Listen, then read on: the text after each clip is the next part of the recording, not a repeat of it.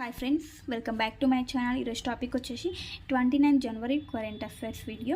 So ఎవరైనా మన ఛానల్ని కొత్తగా చూస్తున్నట్లయితే ప్లీజ్ సబ్స్క్రైబ్ చేసుకోండి. అదేవిధంగా లైక్ చేయడం మాత్రం అస్సలు మర్చిపోకండి.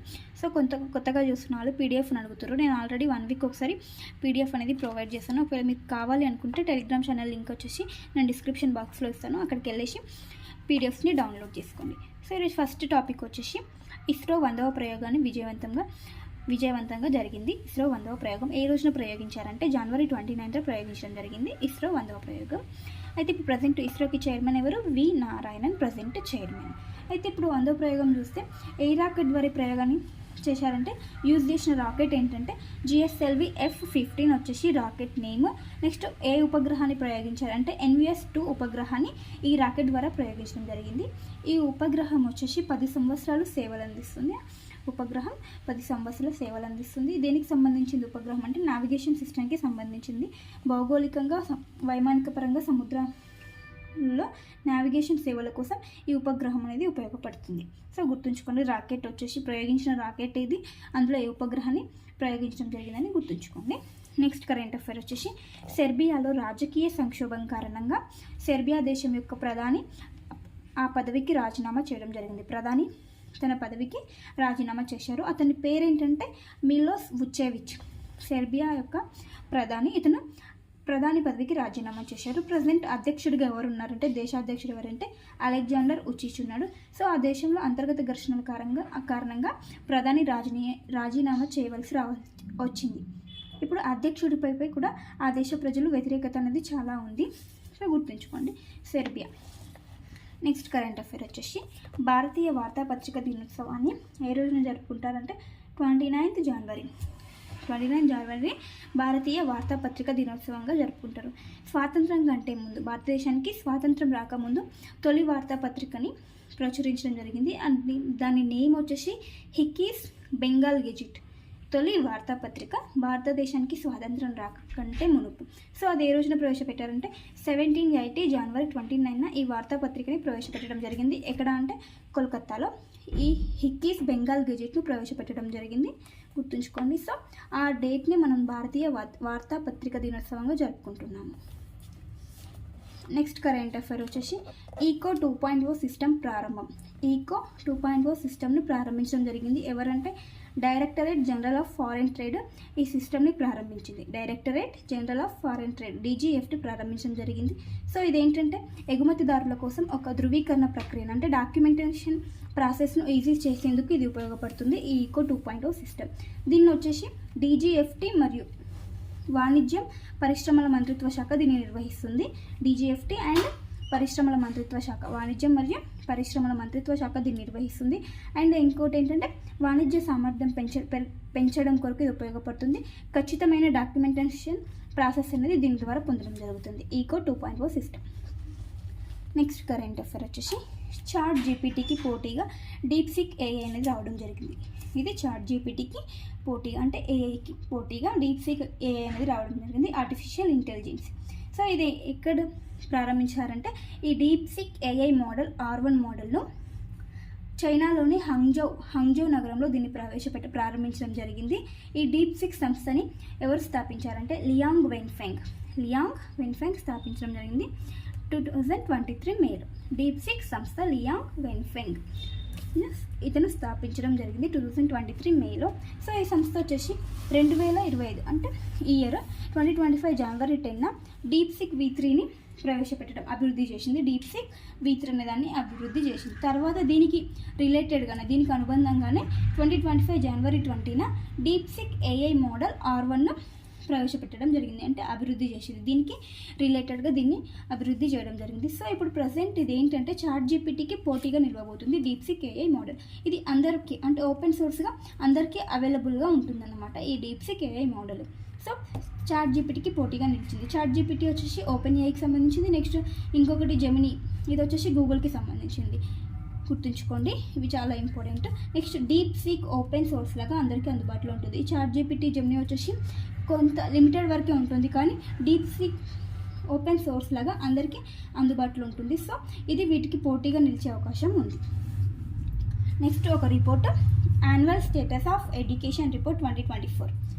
ఎడ్యుకేషన్కి సంబంధించిన ఒక రిపోర్ట్ అనేది రావడం జరిగింది. ఈ నివేదిక ఏం చెప్తుందంటే ప్రీ ప్రైమరీ స్కూల్స్లలో బిలో 3 years అంటే 3 సంవత్సరాల కంటే తక్కువ ఉన్న వారు ఎంతమంది చేరుతున్నారు అంటే ఈ ఇయర్ మధ్యలో 2022-24 మధ్యలో 75% నుంచి 77%కి పెరిగింది వీళ్ళ నమోదు, అంటే చేరిక. ప్రీ ప్రైమరీ స్కూల్లో వీళ్ళ యొక్క శాతం అంటే చేరడంలో ఈ శాతం అనేది పెరిగింది. 75%గా ఉన్నది పర్సెంటేజ్ 77%కి పెరిగింది. సో ఇది పెరిగింది. అయితే రాష్ట్రాల పరంగా చూస్తే కనుక కొన్ని రాష్ట్రాలు 100% సాధించాయి ఈ పర్సెంటేజ్లో. గుజరాత్, మహారాష్ట్ర, ఒడిశా, తెలంగాణ ఈ స్టేట్స్ వచ్చేసి 100%ని నమోదు చేశాయి. 100%ని ప్రీ ప్రైమరీ స్కూల్లో బిలో 3 years పిల్లలు చేరడంలో 100%ని సాధించిన రాష్ట్రాలు ఏంటంటే గుజరాత్, మహారాష్ట్ర, ఒడిశా, తెలంగాణ. మన తెలంగాణ కూడా ఉంది, గుర్తుంచుకోండి. నెక్స్ట్ వచ్చేసి ఇంకోటి ఏంటంటే 3వ తరగతి పిల్లల్లో చదివే సామర్థ్యం కనుక చూస్తే, అంటే తడబడకుండా చదివే సామర్థ్యం, అంటే ఇప్పుడు 3rd class చదువుతున్న వాళ్ళకి 2nd class బుక్స్ ఇచ్చి చదివిస్తే కనుక ఆ తడబడకుండా చదివే సామర్థ్యం ఎంత శాతం ఉందంటే 2022 ఇయర్లో చూస్తే కనుక 16.3% ఉన్న వాళ్ళు 2024 ఇయర్కి 23.4%కి పెరిగింది. చదివే సామర్థ్యం అనేది పిల్లల్లో పెరిగింది. అండ్ నెక్స్ట్ 5th class వాళ్ళని చూస్తే కనుక 2022 నుంచి 2024 ఇయర్కి మధ్య ఎంత పెరిగిందంటే శాతం 38.5% నుంచి 44.8%కి పెరిగింది. అంటే చదివే సామర్థ్యం అంటే తడబడకుండా తప్పులు పోకుండా చదివే సామర్థ్యం అనేది పిల్లల్లో పెరిగింది. అది ప్రభుత్వ పాఠశాలలకు సంబంధించిన పిల్లల్లో. నెక్స్ట్ ఇంకొకటి ఏంటంటే పాఠశాలకి దూరంగా ఉంటున్న పిల్లల శాతం, అంటే 15 నుంచి 16 సంవత్సరాల మధ్య వాళ్ళకి పాఠశాలకు అంటే స్కూల్కి వెళ్ళకుండా దూరంగా ఉన్న పిల్లల శాతం ఎంత ఉందంటే 2022లో 7.5% ఉంటే 2024లో 7.9%కి పెరిగింది. దూరంగా ఉంటున్న పిల్లల శాతం అనేది పెరిగింది. ఇది పెరగొద్దు, తగ్గాలి. సో దూరంగా ఉన్న పిల్లల శాతం 7.9%గా నమోదైంది 2024లో. సో రాష్ట్రాల పరంగా చూస్తే ఎక్కువగా పాఠశాలకు దూరంగా ఉంటున్న పిల్లల శాతం రాష్ట్రాల పరంగా చూస్తే కనుక మధ్యప్రదేశ్లో అత్యధికంగా ఉంది. నెక్స్ట్ ఉత్తరప్రదేశ్, తర్వాత రాజస్థాన్, మిజోరాం, గుజరాత్, ఛత్తీస్గఢ్ ఈ రాష్ట్రాలలో పాఠశాలకు దూరంగా ఉంటున్న పిల్లల శాతం అనేది ఎక్కువగా ఉందని గుర్తుంచుకోండి. నెక్స్ట్ వచ్చేసి మౌలిక సదుపాయాలు వసతుల పరంగా చూస్తే కనుక గర్ల్స్కి టాయిలెట్స్ వచ్చేసి 2022లో 68.4%గా ఉంటే 2024లో 72%కి పెరిగింది. సో ఈ మౌలిక వసతుల సౌకర్యాలు వచ్చేసి 68.4% ఉంటే 72%కి పెరగడం జరిగింది. నెక్స్ట్ వాటర్ ఫెసిలిటీ కనుక చూస్తే 76.1% నుంచి 77%కి పెరగడం జరిగింది. సో ఇది కూడా 2022 నుండి 2024 ఇయర్ మధ్యలో. సో ఇదే ఫ్రెండ్స్, గుర్తుంచుకోండి, important report. Next current affair వచ్చేసి భారత్, సింగపూర్ ఈ 2 దేశాల దౌత్య సంబంధానికి 60 సంవత్సరాలు. ఈ ఇయర్తో కలిపితే 60 సంవత్సరాలు పూర్తి. భారత్, సింగపూర్ మధ్య దౌత్య సంబంధాలకి 60 ఏండ్లు అన్నమాట. సో ఎప్పుడు స్టార్ట్ అయిందంటే ఈ 2 స్టేట్ల మధ్య, ఈ 2 కంట్రీస్ మధ్యలో అంటే 1965లో స్టార్ట్ అయింది దౌత్య సంబంధాలు. 1965లో ప్రారంభమయ్యాయి. సో ఈ సందర్భంగా ఒక లోగోని ఆవిష్కరించడం జరిగింది. ఏంటంటే అది భారతదేశము అండ్ సింగపూర్ దేశాల జాతీయ జెండా ఉంటారు కదా, సో వాటి రంగులతోటి, నెక్స్ట్ భారతదేశం యొక్క సంబంధించిన పుష్పం కమలము, నెక్స్ట్ సింగపూర్ దేశానికి సంబంధించిన పుష్పం వచ్చేసి ఆర్చిడ్లతో లోగోని ఆవిష్కరించడం జరిగింది. ఇది సింగపూర్ దేశానికి సంబంధించింది, ఇది కమలం వచ్చేసి మన భారతదేశానికి సంబంధించి. సో వీటితోటి ఒక లోగోని ఆవిష్కరించడం జరిగింది. జాతీయ జెండాలోని రంగులు తీసుకున్నారు, నెక్స్ట్ భారతదేశానికి సంబంధించిన కమలం, సింగపూర్కి సంబంధించిన ఆర్చిడ్ ఫ్లవర్ తోటి ఒక లోగోని ఆవిష్కరించడం జరిగింది. సో ఇక్కడ మనం భారతదేశానికి సింగపూర్ దేశానికి సంబంధించి మనం విన్యాసాల పరంగా చూస్తే కనుక ఈ 2 దేశాలకు సంబంధించిన విన్యాసాలు ఏంటంటే అగ్ని వారియర్ ఇది ఆర్మీ విన్యాసము, నెక్స్ట్ సింబైక్స్ వచ్చేసి ఇది ఒక నేవీ విన్యాసాలు. ఈ 2 దేశాల మధ్య జరిగే విన్యాసాలు గుర్తుంచుకోండి. అయితే ఇప్పుడు సింగపూర్ దేశంలో 9% భారతీయులే ఉంటారంట, 9% భారతీయులు ఉన్నారంట. సో వారి యొక్క 4 అధికారిక భాషలు మన తమిళం కూడా ఒకటంట. సింగపూర్కి 4 అధికారిక భాషలు ఉంటే అందులో తమిళం కూడా ఒక అధికారిక భాష అని గుర్తుంచుకోండి, చాలా ఇంపార్టెంట్. నెక్స్ట్ వచ్చేసి ఒక ట్రైబ్ వార్తల్లో ఉంది. కొరాగా తెగ వచ్చేసి పీవీటీజీలో ఉంది. అంటే అంతరించిపోవడానికి సిద్ధంగా ఉన్న తెగ. అంటే అంతరించిపోతుందంటే కనబడకుండా పోతుంది, అంటే వాళ్ళ పాపులేషన్ అనేది తగ్గిపోతుంది, వాళ్ళ తెగని సంరక్షించుకోలేకపోతున్నారు. అయితే ఈ తెగ వచ్చేసి కర్ణాటక మరియు కేరళ రాష్ట్రాలలో ఉంటారు ఎక్కువగా. వీరు కర్ణాటక కేరళలో ఉంటారు. సో వీరి జనాభా అనేది తగ్గిపోతుంది. గత 20 ఏళ్లలో చూస్తే కనుక 20,000 నుండి 16,000కి వీళ్ళ జనాభా అనేది పడిపోయింది. వీళ్ళ జనాభా అనేది తగ్గిపోతుందని న్యూస్లో ఉంది. సో కొరాగా తెగ ఏ రాష్ట్రానికి సంబంధించింది, వీళ్ళు పీవీటీజీకి చెందిన వారని గుర్తుంచుకోండి.